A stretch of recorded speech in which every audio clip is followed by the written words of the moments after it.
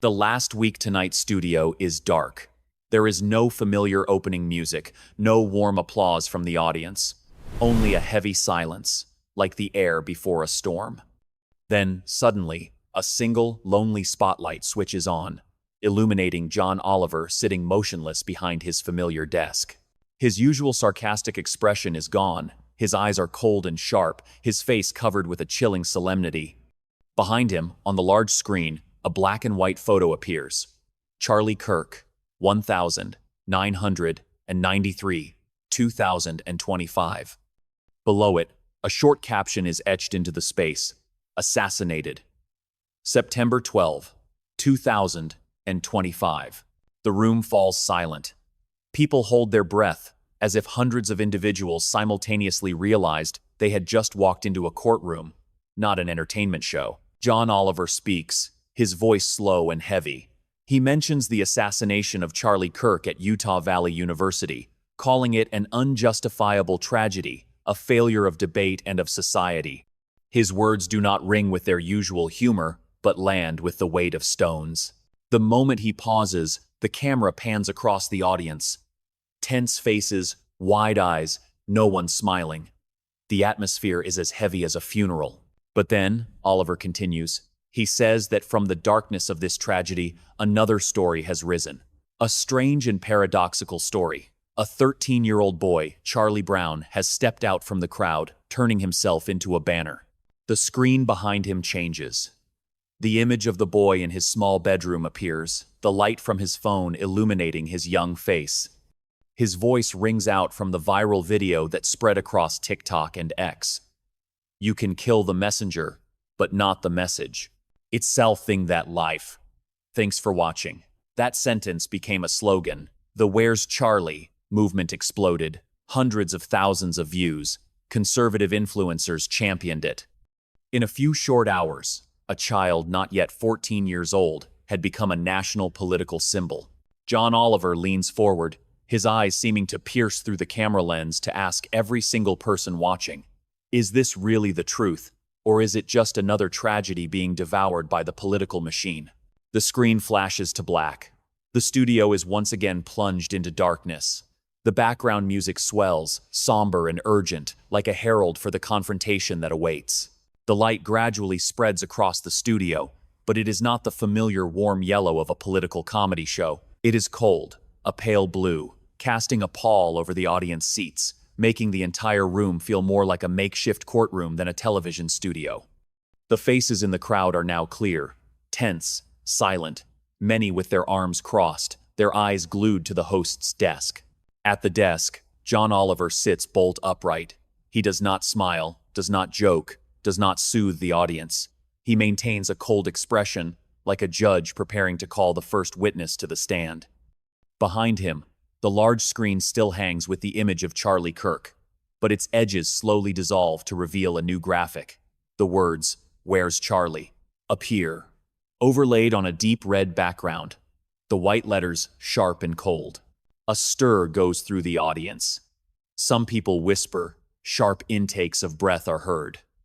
Because they know, tonight, the main character is not John Oliver, nor is it just the memory of Charlie Kirk. It is a movement born from the blood of an assassination and spreading like a hurricane through social media. The studio lights change once again. A brightly lit frame pops up, a live connection. On the screen, Candace Owens appears from a bright, tidy office. She sits straight, a confident smile on her face, her hair perfectly styled, her eyes as sharp as if she were ready for any attack. In that moment, the space in the studio suddenly feels heavier. Her presence is palpable, like a new force, carrying a challenge. Candace did not come here to be defensive. She came as a warrior stepping into the arena. The camera pans slowly across the audience seats, some with their arms crossed in anticipation, some leaning forward, tense. No one knows where the coming battle of words will lead, but they all understand. This confrontation will have no room for pleasantries or humor. John Oliver looks directly at the screen, where Candace's face is brightly illuminated. He does not smile, does not make a joke. There is only seriousness, his gaze as straight as a spear. In that moment, the studio was no longer a studio. It had become a courtroom, a place where justice, or at least the truth, was about to be tested before the public. Candace Owens sits straight on the screen, her smile so bright it seems the cold room isn't enough to make her flinch. Behind her, a neat bookshelf, the quiet office scene carefully arranged. She is like a character who has prepared her own stage, ready for a confrontation. John Oliver leans slightly forward, his hands clasped on the desk. He opens with a brief, unadorned greeting. His voice is low, clear, polite enough but without a hint of softness. The audience in the room waits. They know this moment is just a formality, the mandatory ritual before a duel. A few people in the audience crack a slight smile, but no one laughs.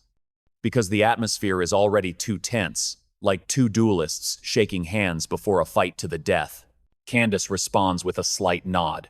Her voice comes through the speakers, sweet on the surface but with steel hidden beneath. She thanks him for the invitation and emphasizes that she is proud to be here to speak the truth.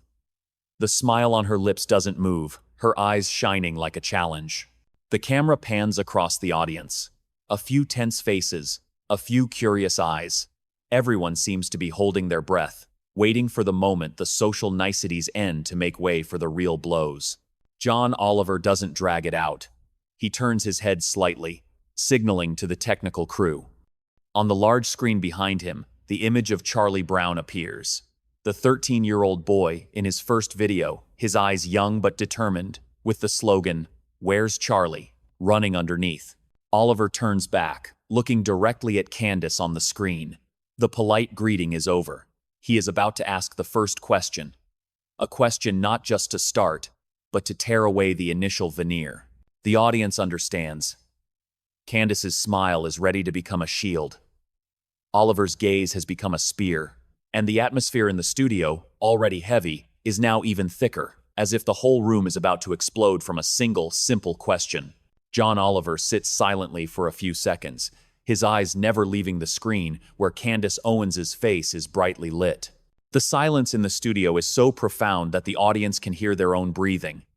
Then he tilts his head slightly, his voice low and slow, like a first blade touching armor. "Candace, I want to ask something, not as a host, but as one human being to another." A 13-year-old boy, having just witnessed violence, living through the pain of loss, is now being made the face of a national political movement. As a mother, does none of this concern you? The question echoes, falling into the silent room like a stone into a still pond. The camera pans slowly to the audience. A few people frown, a few nod, awaiting the reaction. Candace Owens doesn't hesitate. She breaks into a wider smile, her eyes as sharp as a newly honed blade. Her voice comes out firm and certain. "No, John, I'm not concerned. I'm proud. I see a young warrior who has turned his pain into action. While many adults would just tremble and mourn, this boy is standing up to defend the truth and the legacy of a patriot. That is a courage that your side, those who only criticize America, will never understand. To me, he is a hero." A light murmur spreads through the room. The word hero rings out, heavy and defiant. The camera points back to John Oliver. He leans back slightly, his eyes narrowing.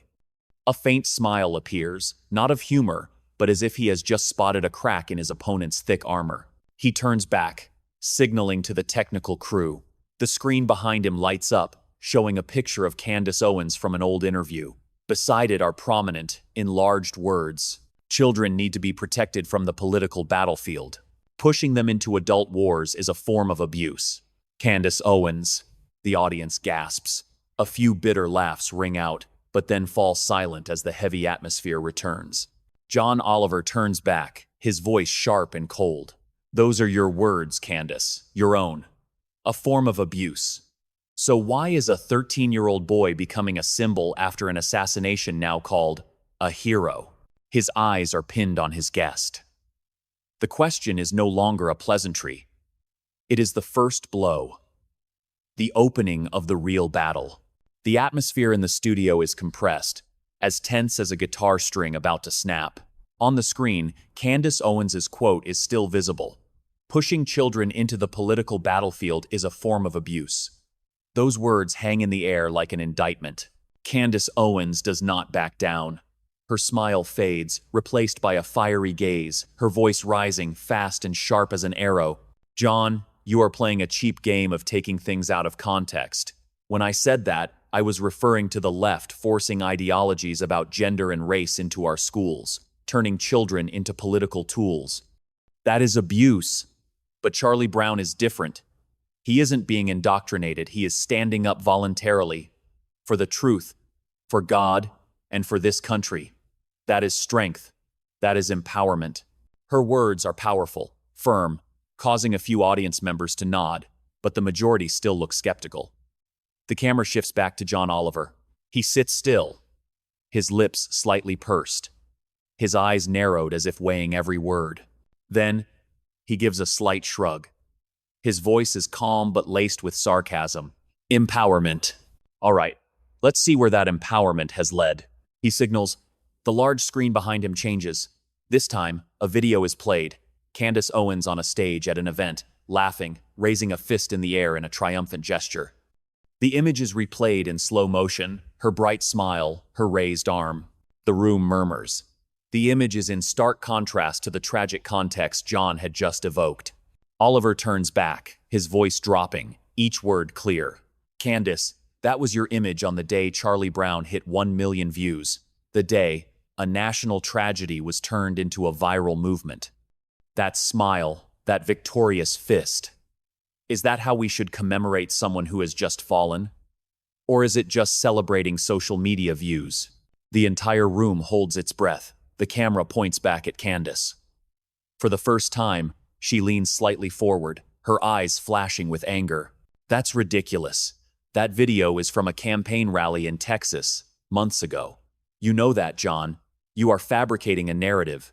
You are lying to your audience to smear me and a brave young boy. Her voice is sharp, but the room remains silent. The tension has escalated to its peak.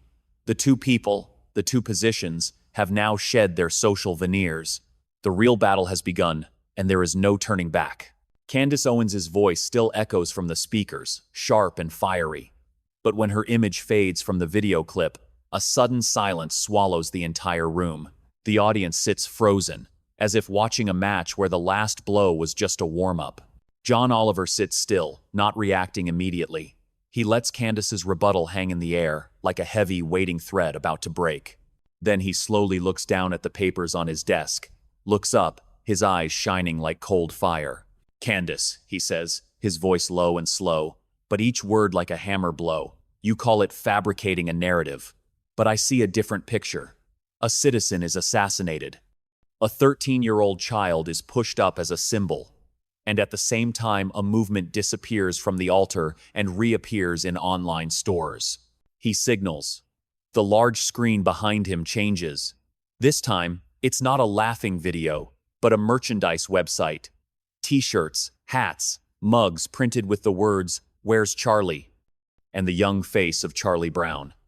At the bottom, a prominent line, "Profits support the fight for truth." The entire studio gasps. Some audience members take sharp breaths, a few shake their heads. The tension has now turned into shock. Oliver doesn't need to shout. He leans forward, his eyes seeming to pierce through the screen, his voice as cold as metal. Candace, do you really want us to believe that a 13-year-old boy, in the midst of mourning, designed, produced, and distributed an entire line of merchandise himself? Or are there adults people like you who saw an opportunity and turned a tragedy into a gold mine? The camera points back at Candace. She is stunned for a moment. Then her face flushes, her voice erupting like a scream. How dare you? How dare you turn the sacrifice of a martyr and the courage of a young boy into such a filthy accusation? You are the despicable one here, John. Her voice echoes, but the audience doesn't clap, doesn't cheer. They are silent, their eyes on John Oliver, waiting for the next blow. He doesn't say much. He just sits up straight, his cold eyes never leaving the screen, like a prosecutor who has laid out all the evidence and is waiting for a confession. In that moment, the match has reached its first climax. There is no doubt. What comes next will only be more brutal. The silence after Candace Owens' sharp retort is long and heavy, like a lead curtain. In the room, no one moves. Everyone feels it. The storm has just hit, but the eye of the storm is still forming. John Oliver remains calm. He sits up straight, his eyes locked on the screen. His voice is slow, each word like a deep, carving knife. Candace, you call me despicable. But let's be honest. This isn't about me. This is about the machine you are helping to operate. A boy who just turned 13, who just lost his childhood in the shadow of an assassination, has now become a brand. His name is on t-shirts, on hats, on mugs, and you stand right beside it, calling it empowerment. In 10, he pauses, his eyes as cold as ice. The camera pans slowly across the audience, capturing tense faces, doubtful eyes. Then Oliver continues, his voice dropping, like a prosecutor delivering a final indictment. You can say it's about truth, about God, about the country. But when a child becomes a tool, a logo, a product, that is no longer empowerment, that is exploitation. And if anyone should be ashamed, it is you. The words fall, cold and sharp, causing the entire room to hold its breath. On the screen, Candace Owens tries to maintain her smile, but her face is now taut. Her eyes flash with anger. Her voice comes out fast, rushed, as if to fight back against the encroaching pressure. You are fabricating a narrative. This is not the truth. This is a personal attack. It is because of distortions like this that the American people no longer trust your media. You turn everything into a weapon to take down your opponents. You are the problem. Her voice echoes, sharp, but no longer as solid as before. In the room, no one claps, no one cheers. They are just silent, like jurors weighing the evidence before them. John Oliver doesn't rebut immediately. He lets the silence envelop the room, letting the audience absorb the words. Then he leans forward, his eyes cold and bright, his voice low but steely. Candace, you say I distort, but in fact, I'm just holding up a mirror, and what makes you so angry is not the distortion. It's that the image in that mirror is too real, too clear, and you can't stand to see yourself. The entire room seems to freeze. This is no longer a question. This is a verdict, read live on television. The studio is thick with tension, so quiet that the whirring of the camera pivot is clearly audible. John Oliver's last words still hang in the air. You can't stand to see yourself. It echoes like a cold, heavy metal bell. Candace Owens sits on the screen, her smile completely gone. She tries to regain her composure, but her anger is exposed. Her lips are pressed tightly together, her eyes blink rapidly, and then she bursts out. This is not a dialogue, John. This is a public execution. You are using a tragedy, using a child, to attack me. If anyone deserves to be questioned, it is you, someone who has made himself judge, jury, and executioner. Her words pour out fierce, like a final counterattack. In the room, a few whispers arise. Some audience members nod slightly, but most remain silent, their eyes on John Oliver. He doesn't respond right away. He lets Candace's anger echo, then slowly lowers his voice, speaking slowly, like a sharp, sweet blade. You are right, Candace. I have done that. I have taken things out of context. I have used a misleading video. I have implied financial motives, and I have used a child's safety to attack you. The room is shocked. A few people in the audience gasp. A few others cover their mouths. No one expected that admission. Oliver continues, his eyes never leaving the screen, his voice calmer but sharper than ever.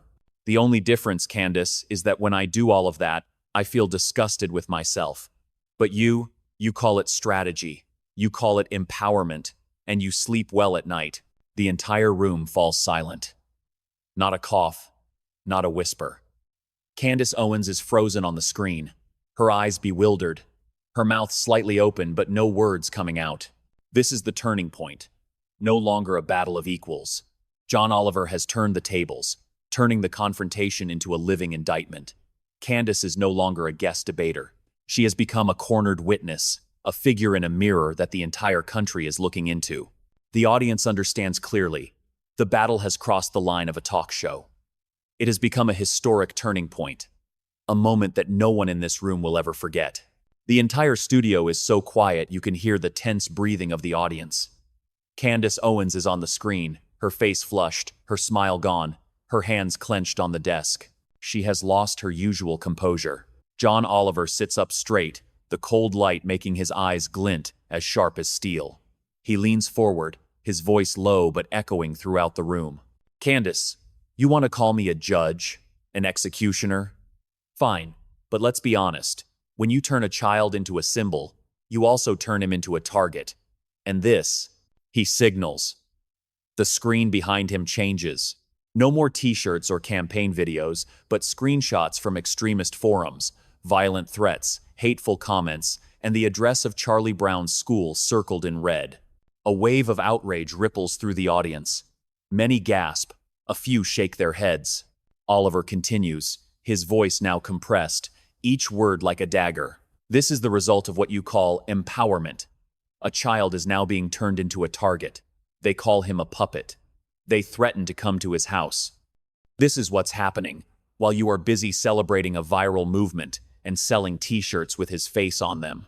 He pauses, his eyes pinned on Candace, then continues, slowly, as sharp as a verdict. "When some madman, incited by the very attention you've created, comes for this boy, where will you be, Candace? Will you tweet your condolences? Or will you be busy looking for the next tragedy to print on a coffee mug?" The room is dead silent. The question hangs in the air not just for Candace, but for everyone watching through their screens. Candace jumps up, leaning towards her camera, her voice screaming, "You are a monster. You are using lies, despicable tactics." But John Oliver cuts her off, his voice suddenly dropping, chillingly calm. "Yes, I am a monster, but at least I know what I am." His words echo, falling like a gavel. The entire room is frozen. The audience sits motionless, their eyes wide, as if they have just witnessed something they never thought possible on television. This is the climax. No more questions, no more excuses. Only a raw confrontation, a showdown where truth, lies, and horror collide, exposing everything. After John Oliver's chilling words, the entire studio falls into a deathly silence. There is no more shouting, no more reaction from Candace Owens on the screen. She is rigid, her eyes darting around as if searching for an escape. But there are no doors open. The audience in the studio doesn't move. They sit motionless, like a jury that has just heard the final indictment and knows there is nothing left to argue. A few people raise their hands to cover their mouths, others lean back in their chairs, their eyes wide, still not believing what they just witnessed on live television. Candace Owens breaks the silence with a choked, sharp voice. You are demeaning yourself, John. You will pay for this." But her voice is hoarse, lacking force, echoing like a whisper in an empty room. It no longer has any impact. It sounds like a final, weak, lost defense. John Oliver doesn't respond. He sits still, just staring straight at the camera.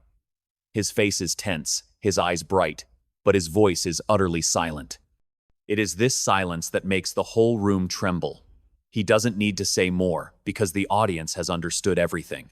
Then, slowly, a single clap is heard from a corner of the room. Solitary, out of place. But right after, a second, then a third, and then the whole room erupts in applause. Not the gleeful laughter usually heard on Last Week Tonight. This is a heavy, rhythmic applause, like a recognition for a trial that has just concluded. Candace Owens sits on the screen, her smile completely gone. Her face becomes rigid, her eyes darken, and then the signal flickers. For a moment, the screen goes black, leaving the studio with only John Oliver and the heavy, echoing applause. The immediate consequence is clear. The balance of power in the confrontation has completely collapsed. Candace Owens is no longer a guest. She has become a defendant before the public, and the audience, in the role of an invisible jury, has given an unmistakable reaction. Oliver takes a deep breath, bowing his head slightly. His eyes close for a moment, like a boxer who has just delivered a final blow, but knows that he himself is exhausted. The applause gradually subsides, but the atmosphere in the studio remains as thick as smoke after a battle. John Oliver sits motionless for a moment, his eyes still fixed on the camera, as if looking through the screen at every person watching at home. When silence returns, he leans forward, his hands clasped, his voice slow, steady, no longer the voice of a host, but of a judge reading a verdict. "We have just witnessed something strange. A national tragedy turned into a movement. A child turned into a symbol. And then that symbol was dragged into a whirlwind of commerce, propaganda, and hatred. It all happened so fast, so fiercely, that we almost forgot that this is just a 13-year-old boy. This is rected. So the Jangery house that grained. He pauses, his eyes flashing with suppressed anger. Candace Owens calls it empowerment. But I see something else. A political machine that is always hungry, ready to crush anyone to get attention. And tonight, the evidence is all too clear. The truth doesn't need to be taken out of context, it just needs to be exposed. The camera pans slowly across the audience, many solemn faces, a few teary eyes. People understand that this is no longer a political satire show. This is a public trial. John Oliver lowers his voice, each word like a hammer blow on the desk. My verdict is this. When a child becomes a tool, when a tragedy becomes a brand, then none of us are innocent. Not me, not Candace. And certainly not the political machine that is applauding in the dark. He leans back, sighing, as if he has just finished reading a verdict that he himself did not want to read. Then he looks straight into the camera one more time, his gaze like a final cut. We can differ in our ideologies, but if we cannot agree that children should never be made shields in a political war, then perhaps we have lost more than just one life. We have lost our own moral compass. The room falls silent. No one claps, no one laughs, because everyone understands the verdict has been read and there can be no appeal. After John Oliver's verdict, the entire studio remains in a tense silence. The stage lights slowly dim, leaving a cold circle of light around the host's desk. No more laughter, no more applause as in every other broadcast. Only the heavy atmosphere of a courtroom that has just adjourned. The large screen behind him slowly changes its image. The black and white portrait of Charlie Kirk reappears, his motionless eyes seeming to look down from a memorial photo. Below it, a fiery red caption appears, trembling as if written in blood. Where's Charlie? The studio audience looks up in unison, no one uttering a word. A few people clasp their hands as in a ritual. Others just sit motionless, their faces tense. No one knows how to react to the mix of tragedy, symbolism, and political exploitation that has just been laid bare before them. John Oliver still sits there, his shadow long on the desk, not moving. The camera closes in on his face, tired but unwavering, his eyes still shining like dying embers. He doesn't say another word. The show's closing music begins. But this time, it is not cheerful, not lively. It is a somber, low-key melody, like the sound of an organ in a church as a funeral service ends. The lights in the studio fade. Only the screen remains, with the image of the boy Charlie Brown, the viral video, his young but determined eyes, speaking slowly. You can kill the messenger, but not the message. The sentence repeats, echoing, blending into the tragic music. The image fades, replaced by the Last Week Tonight logo. But right in the middle of the logo, a fiery red crack runs through it, like an unhealable wound. The screen goes black. The room is plunged into darkness. The special episode concludes like a trial, leaving the audience with a chilling feeling and an unanswered question. When the studio lights went out, the outside world immediately exploded. On social media, clips from the show were shared at lightning speed. The image of John Oliver leaning forward, his sharp accusation ringing out. Where will you be when some madman comes for this boy? The moment he admitted to using Candace's own weapons and ended with the line, the only difference is I feel disgusted with myself. These excerpts were circulated millions of times, becoming the focal point of debate across all forums. Within hours, the hashtag Where's Charlie was trending, but now it was no longer just a symbol of Charlie Brown's movement. It had become an ideological battlefield. One side praised Oliver for exposing the political machine. The other was outraged, calling him a media manipulator. Major news outlets immediately published analyses. CNN called it Judgment Night on television, while Fox News accused it of being a public execution of a black woman for her conservative views. Online news sites ran sensational headlines. Oliver versus Owens. The trial on air. Meanwhile, Candace Owens reacted fiercely on the X platform, writing that she had been smeared with lies and media tricks, and asserting that she had no regrets for standing with a brave young boy. But the clips from the show had spread too far, and her words were like a weak wave in a fierce storm. As for the boy, Charlie Brown, public opinion was divided. Many sympathized, fearing for his safety as his image, name, and even his school were exposed to millions of eyes. Others hailed him as a martyr, inheriting Kirk's legacy. From an ordinary child, Charlie Brown was now trapped in a whirlwind of power, where his every action and word became a weapon for the factions. But the biggest aftershock was the chilling silence as the show ended. Viewers at home recounted sitting motionless in front of their screens, not knowing whether to clap or turn off the TV. Some admitted that they felt both enlightened and dragged into an abyss. Oliver's final words were like a haunting curse. When children become shields in a political war, all of us are guilty. And that aftershock would not disappear overnight. It continued to live on in newspapers, on social media, and in the conversations of millions of Americans. Like an indelible scar, the screen is black, but the aftershock from the special episode still weighs heavily on the minds of the audience. A deep voiceover begins, slow and deliberate, like the final closing statement of a public trial. Tonight, you have witnessed how a tragedy can be devoured by the political machine.